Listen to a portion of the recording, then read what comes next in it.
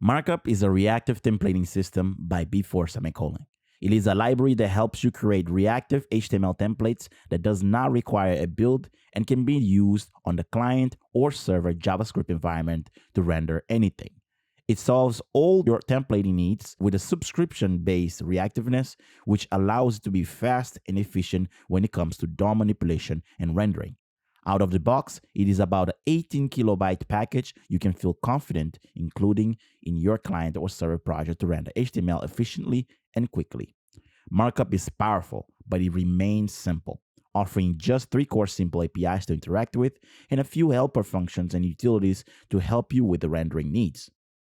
If you know HTML and JavaScript, you already know 85% of Markup. And if you need something simple to build a web interface, Markup is an excellent choice. To start, you can use a CDN link or a package manager like NPM or Yarn. I'll copy the CDN script tag from the quick start section on the docs website. And here I have a simple project with a plain HTML index file where I can paste the link in the head tag. It is a small package, so no worries about loading time.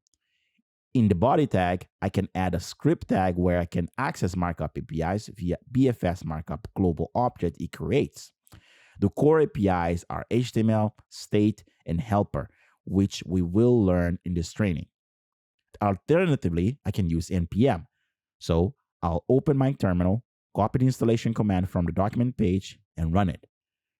To use this, I can add a simple app file. I'm using TypeScript, by the way. Here, I can import the 3 core APIs I told you about. For the rest of the training, I'll use this app.ts file. So I'll go ahead and add a script tag and remove our CDN link from the head. I can then add app.ts as the script source and make it a module so I can import things.